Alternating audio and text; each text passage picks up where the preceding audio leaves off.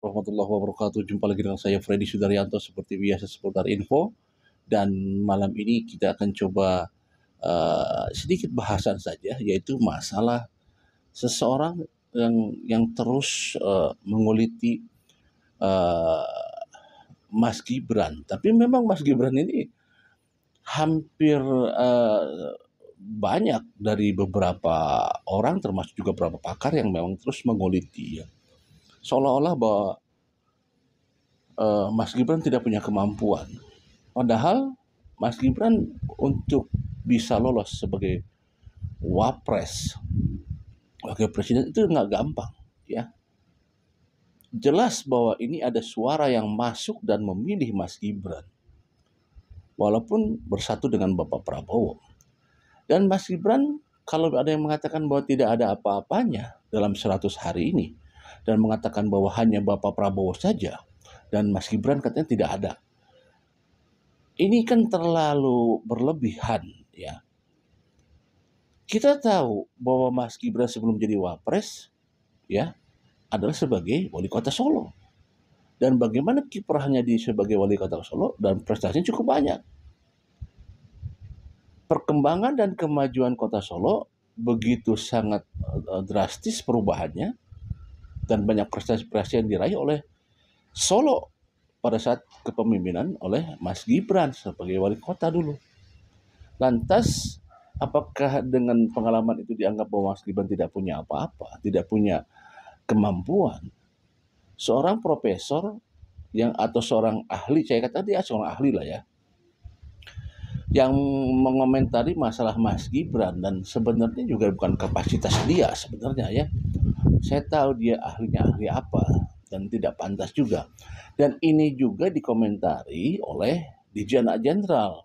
Ya, Dirjen Jenderal mengomentari si orang yang disebut dengan profesor katanya, ya, yang kalau saya tahu dia sebagai ahli lah, ya. Di beberapa kasus pidana dia sebagai ahli.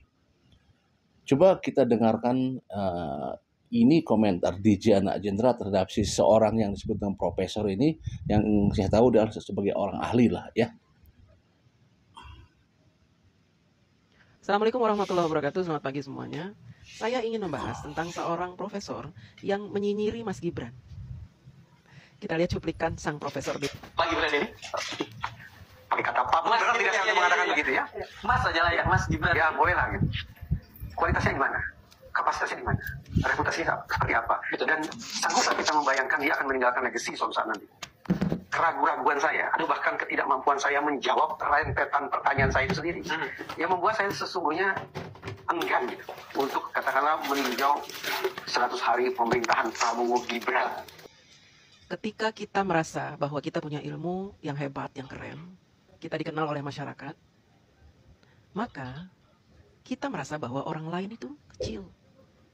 Orang lain itu tidak setara dengan kita. Artinya, orang tersebut adalah orang yang sombong. Dia tidak menyadari bahwa ilmu yang dia miliki, ketenaran yang dia raih adalah atas izin Allah. Kesombongan inilah yang menuntut dia untuk menyinyiri orang lain. Kebetulan yang dinyinyiri adalah seorang Gibran Rakabuming Raka yang bukan seorang ahli, tapi bisa meraih kedudukan tinggi sebagai wapres. Si orang sombong ini, si profesor ini yang tadi kita lihat videonya, dia merasa lebih hebat dari Mas Gibran. Tapi kenapa rakyat kok pilih Mas Gibran? Makanya dia berusaha menghasut rakyat dengan membuat opini-opini yang merendahkan Mas Gibran. Jadi gelar ahli yang dia miliki itu hanya sebuah label.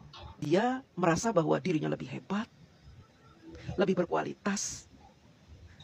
Dan orang yang dia nyinyiri sangat rendah. Jadi dia menganggap Mas Gibran itu rendah sekali. Coba, kita akan buktikan apakah benar sang ahli ini lebih ahli dari Mas Gibran, lebih hebat dari Mas Gibran, sehingga Mas Gibran tidak seharusnya menjadi wapres menurut dia. Coba akan kita bandingkan ini, ya. Kita bandingkan sama-sama. Yang pertama, masalah ketenaran. Sang profesor ini dibanding dengan Mas Gibran, tentu lebih tenar Mas Gibran. Nah, kalau kita katakan seperti itu, pasti sang profesor bilang, oh jelas aja, anak presiden. Pasti tenar dong. Jelas aja. Ya benar, Pak. Mas Gibran itu anak presiden, tenar. Tapi kalau Mas Gibran tidak punya kualitas, tentu rakyat juga nggak suka dengan dia, nggak akan pilih dia. Jadi artinya apa? Soal ketenaran Bapak kalah. Mas Gibran anak presiden, tapi dia tidak pernah ngaku-ngaku sebagai anak presiden. Tidak pernah ngaku-ngaku sebagai orang hebat. Tidak pernah ngaku-ngaku sebagai orang yang layak untuk dipilih. Bahkan ketika pemilu itu, ketika kampanye, Mas Gibran bilang apa? Oh, kalau tidak suka dengan saya, tidak usah dipilih. Masih ingat kan, Pak? Yang kedua, bukti kualitas Mas Gibran sebagai pemimpin rakyat. Apakah Bapak bisa membuktikan bahwa Bapak bisa mengurus rakyat seperti Mas Gibran mengurus rakyat di Solo? Bapak punya contoh nggak? Bapak sudah membela rakyat? Punya contoh nggak? Yang signifikan. Yang benar-benar Bapak melakukan sesuatu sehingga bermanfaat buat rakyat. Ketika Bapak membela 7 terpidana kasus Vina saja, Bapak tidak mampu melakukan apapun. Seorang ahli tapi tidak bisa meyakinkan hakim untuk membebaskan 7 terpidana kasus Vina yang notaben adalah korban fitnah. Mas Gibran punya bukti bagaimana dia mengurus rakyat Solo sehingga Solo menjadi keren, Pak. Bahkan terpilih sebagai kota di dunia yang paling nyaman. Rakyat Solo juga mengakui itu, Pak. Kalau 100 hari pemerintahan Prabowo, oke lah. Dan bahkan juga banyak membicarakan itu. Iya, oke lah. Tapi kalau ada kata Gibran itu sebagai wakil presiden, jadi saya tidak sedang menyinggungnya dari sisi pribadi. Oke, iya. Saya keberatan bicara soal itu. Dari 2 hal itu saja, Bapak udah kalah set. Ya. Jadi keahlian Bapak itu sebenarnya nggak ada seujung kuku dari apa yang dimiliki oleh Mas Gibran. Sekalipun Mas Gibran bukan ahli, tapi dia sudah membuktikan kepada khalayak ramai bahwa beliau layak untuk dipilih sebagai wapres. Sementara Bapak, siapa Bapak? Saya ini orang yang awalnya antusias, merespon ketika terwatakkan di media bahwa Wapres Gibran itu punya nomor WhatsApp khusus. Ya, lapor Mas Wapres atau apa sih biasanya dia. Silakan dicek, saya simpan buat saya. Dari sekian banyak WhatsApp yang saya kirim, itu yang centang 2 dan akhirnya direspon. Sama sekali, itu pun saya ragu, ini yang menjawab manusia atau robot atau reply. Ya. Kalau mengharapkan Gibran langsung yang membalas seperti itu, mewah lah ya. Tapi paling tidak ada mungkin stafnya yang merespon. Tapi izinkan saya untuk ragu. Mas Wapres membuat kanal laporan masyarakat. Itu sebenarnya hal yang sangat bagus, Pak Ahli. Kemudian saya coba lewat email. Ada alamat emailnya. Sampai hari ini pun tidak dibalas. Bahkan auto reply pun tidak ada. Gimana kan berarti? Iya. Hanya saja karena Bapak ingin menjatuhkan Mas Gibran, Bapak menyelidiki sendiri apakah kanal tersebut memang bisa digunakan atau tidak. Lalu Bapak melakukan laporan lewat WhatsApp, email, bahkan Bapak datang ke kantor Wapres. Jadi untuk apa sebetulnya ini saluran ini, kanal ini dibuat? Kalau misalnya kelihatannya seperti itu. Ya tahu saya. Ini hanya sekedar untuk mencoba meyakinkan publik bahwa Gibran barangkali bekerja, punya inisiatif untuk membangun kanal komunikasi dengan masyarakat. Ya. Tetapi ya jangankan bicara solusi. Bicara tentang bagaimana kemudian Istana Wakil Presiden Gibran itu menanggapi laporan pun menurut saya tidak baik. Tujuannya saya tahu, bukan Bapak untuk melapor. Bapak ini kan udah seorang ahli, hidup Bapak sudah berkelimpahan, sudah nyaman, penghasilan Bapak besar, tenar Bapak, setiap dipanggil di channel-channel Bapak dibayar. Bapak ngapain menggunakan kanal itu? Bapak mau berkeluh kesah apa? Yang memang harus segera dijawab. Berkeluh kesah apa, Pak? Ya. Kabarnya kan kita bisa datang langsung ke Istana Wakil Presiden.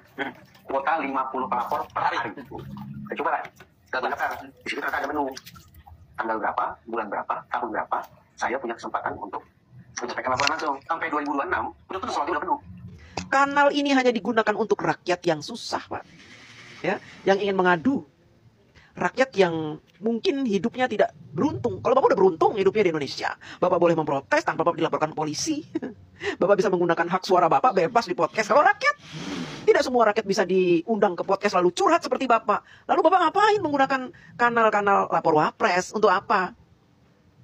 Untuk menjatuhkan Mas Gibran. Itu jawabannya ya. Bapak sudah punya wadah untuk melapor lewat podcast-podcast. Kalau rakyat, apalagi rakyat yang di pedalaman itu, yang di daerah-daerah tertinggal, Bapak menyelidiki tentang kanal Mas Wapres ini hanya untuk meyakinkan kepada rakyat bahwa sia-sia kanal itu, lo nggak bisa ngelapor. Maksudnya apa nih? Bapak ingin menghalang-halangi rakyat mengadu kepada Mas Wapres atau apa ini? Hah? Bapak mau menghalang-halangi, mau bilang ke rakyat, lo nggak usah ngadu ke Mas Wapres karena percuma nggak disautin. Saya aja kirim WA nggak dijawab, yang jawab malah robot. Email juga nggak dijawab. Kemudian saya ke gedung Wapres, dibatasin antriannya. Mau ngomong begitu Bapak ke rakyat, supaya rakyat nggak ada yang melapor ke Mas Wapres gitu. Supaya rakyat putus asa. Sebagai seorang ahli, harusnya Bapak berpikir, kenapa sih nggak dari dulu DPR buka kanal lapor wakil rakyat? Kenapa DPR tidak bikin itu? Harusnya Bapak mempertanyakan DPR. Entah nanti lancar atau tidak wadah tersebut, kanal tersebut, itu nanti urusan belakangan. Teknologi bisa diperbaharui supaya wadah untuk melapor ini lancar. Yang penting dijalankan aja dulu, seperti Mas Wapres. Menjalankan dulu, membuat kanal lapor Mas Wapres.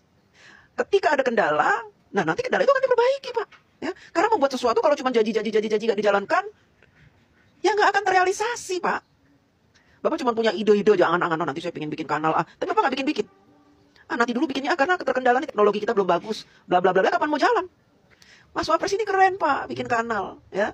Dan Bapak harus ngecek juga, ya, berapa keluhan rakyat yang sudah direalisasikan di kanal Mas Wapres itu. Jangan Bapak sepihak mengatakan berdasarkan pengalaman Bapak yang sentimen itu. Kenapa sih Bapak yang seorang pakar, seorang ahli, ikut-ikutan mencari-cari kejelekan Mas Gibran, menghasut rakyat supaya membenci Mas Gibran? Kenapa? Feeling bahwa Bapak ini sombong karena Bapak seorang ahli yang berilmu dan tenar. Mungkin agak diselip-selipi sedikit tambahan bahwa Bapak mendengki terhadap kesuksesan Mas Gibran meraih kedudukan sebagai Wapres. Sehingga Bapak merasa perlu untuk menghasut rakyat agar membenci Mas Wapres. Jangan-jangan Bapak punya agenda nih, atau Bapak ada yang nyuruh nih, ya, nyuruh supaya apa, nanti 2029 rakyat tidak ada yang mensupport Mas Gibran lagi. Gitu ya Pak. Mohon maaf Pak, rakyat sudah cerdas. Kita semua bisa membaca mimik, bisa membaca niat-niat orang yang tidak baik. Kita bisa membaca. Dan kita bisa melihat mana orang yang layak kita dukung, mana yang tidak. Kita juga bisa melihat ketulusan seorang pejabat. Dan Mas Gibran adalah orang yang sampai detik ini masih kami anggap orang yang tulus mengurus rakyat. Persetan dengan apa yang Bapak katakan bahwa Mas Gibran itu memalukan, legasinya nanti memalukan. Atau Bapak mengatakan bahwa Mas Gibran ini tidak layak menjadi Wapres karena kata-katanya tidak ada isinya. Persetan dengan itu semua, kami tidak butuh pemimpin yang bicaranya manis, yang kata-katanya hebat, kata-katanya menggebu-gebu, tapi tidak bisa merealisasikan itu semua. Kami hanya butuh pejabat yang bekerja. Ya, itu ya sebenarnya tepat banget apa yang disampaikan oleh DJ Anak Jenderal. Walaupun di sana kita lihat namanya jadi DJ Anak Mulyono, tapi lebih terkenal dengan DJ Anak Jenderal.